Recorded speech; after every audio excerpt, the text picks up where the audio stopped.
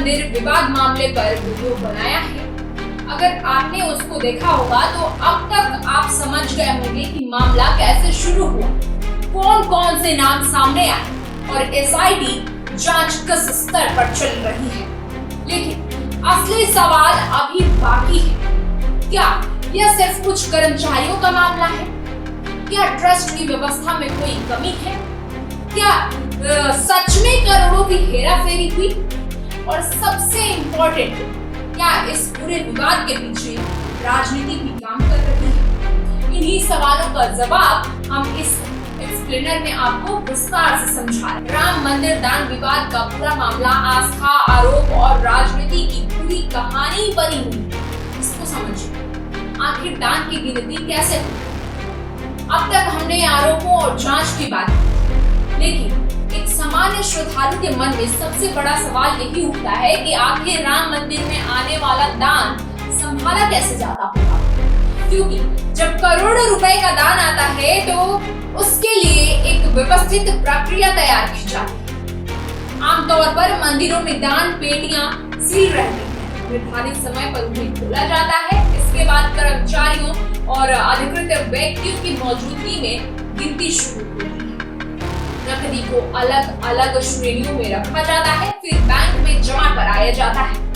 सोना, चांदी और भी कई बहुमूल्य वस्तुओं का अलग अलग रिकॉर्ड तैयार किया जाता है।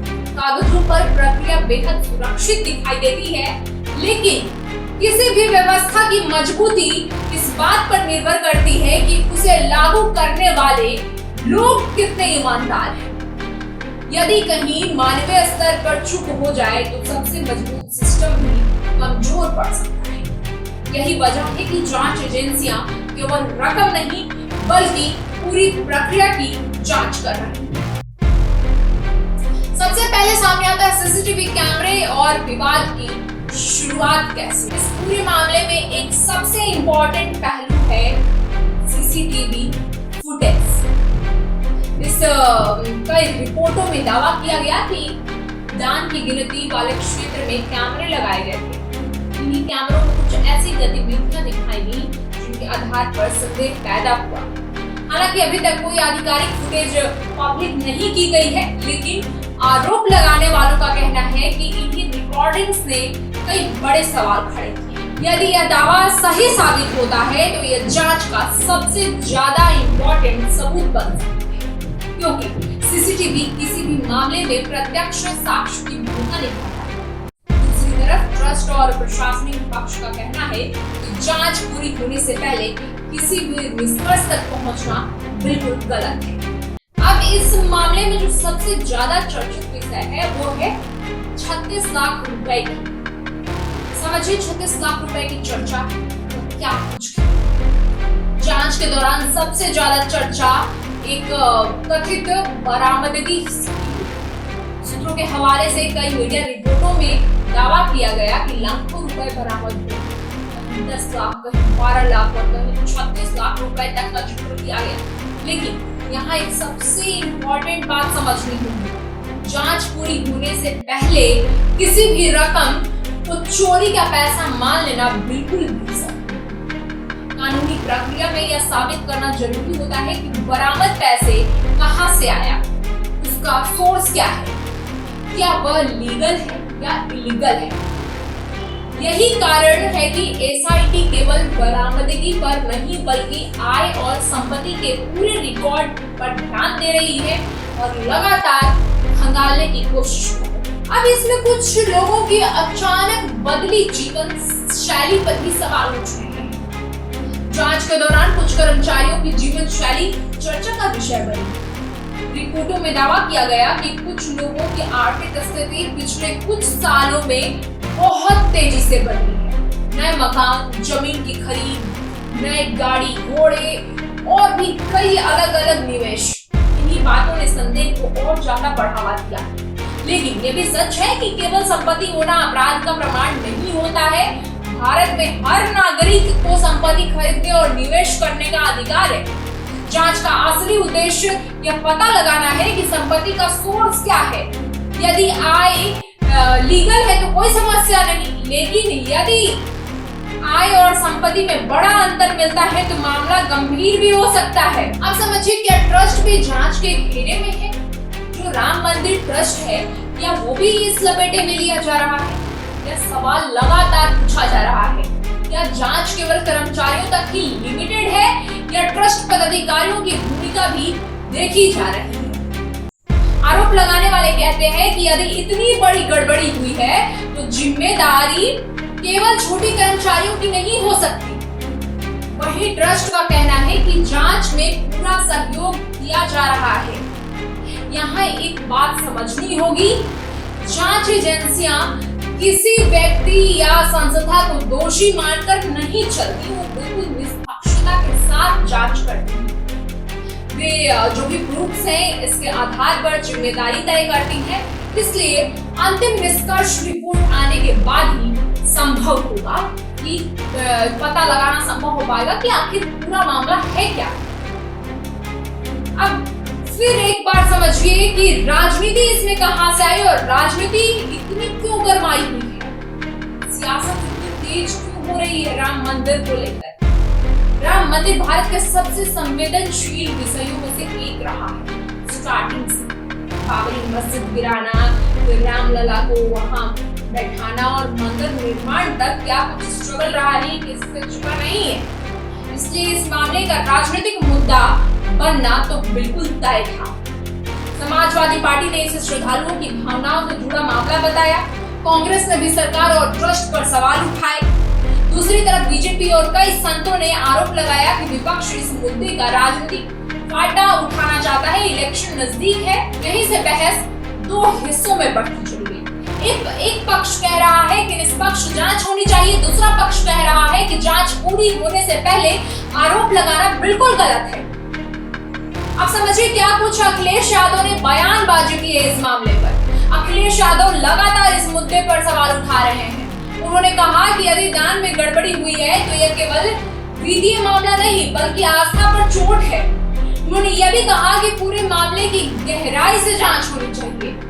उनके बयानों के बाद यह मुद्दा राष्ट्रीय राजनीतिक बहस का हिस्सा बन गया।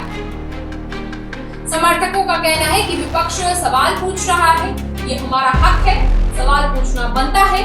विरोधियों का कहना है कि बिना रिपोर्ट के निष्कर्ष निकाले जा रहे हैं और ये बिल्कुल गलत है। अब दूसरी तरफ हम बात करेंगे बीजेपी और संत समाज का पक्ष।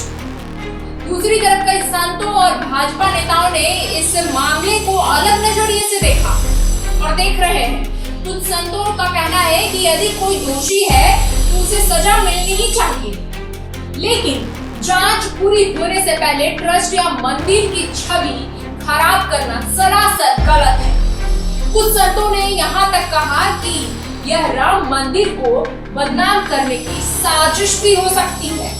यानी धार्मिक और राजनीतिक दोनों मोर्चों पर अलग अलग दृष्टिकोण सामने बनते दिख रहे हैं। अब समझिए श्रद्धालुओं पर इसका क्या कुछ असर पड़ सकता है। शायद इस पूरे विवाद का सबसे बड़ा प्रभाव जो है वो श्रद्धालुओं पर ही पड़ा है, क्योंकि जिसने भी दान दिया होगा उसने ये सोच कर दिया होगा कि उसका योगदान भगवान राम की सेवा में लगेगा, ये साक्षात प्रभु राम को समर्पित हो रहा है।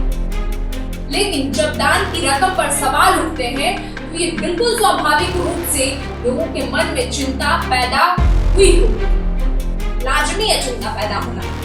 यही वजह है कि इस मामले में ट्रांसपेरेंसी बेहद जरूरी है, पारदर्शिता बहुत जरूरी है। चाहे आरोप सही हो या गलत, सच्चाई सामने आना जरूरी है, क्योंकि आस्था का आधार विश्वास होता है और विश्वास तभी मजबूत होता है जब व्यवस्था पारदर्शी हो।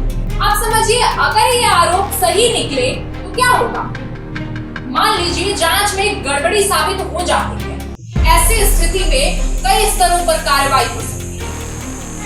आपराधिक मुकदमे दर्ज हो सकते हैं, गिरफ्तारियां हो सकती हैं, संपत्तियों की जांच हो सकती है, आर्थिक अपराध से जुड़े कानून लागू हो सकते हैं। साथ ही भविष्य में ऐसी घटनाओं को रोकने के लिए नई नई व्यवस्थाएं बनाई जा सकती हैं। लेकिन यह सब केवल जांच रिपोर्ट पर निर्भर करेगा, बिल्कुल जांच रिपोर्ट तय किया जा सकेगा।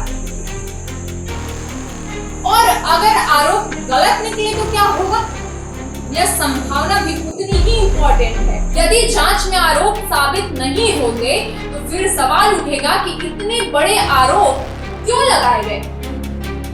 किस बेस पे इतना बड़ा आरोप लगाया गया? किस बेसिस पे? इनका क्या बेस था? क्या किसी ने गलत सूचना फैलाई? और अफवाह फैलाने की भी हद हो गई। इससे कितने लोगों की भावनाएं आहत हुई? क्या किसी ने राजनीतिक लाभ उठाने की कोशिश की? ये भी एक सवाल बनता है। क्या पर्सनली किसी का कुछ विवाद रहा हो जिसको लेकर के ऐसा किया गया? ऐसी स्थिति में झूठे आरोप लगाने वालों की भूमिका भी जांच के दायरे में आ सकती है और आएगी।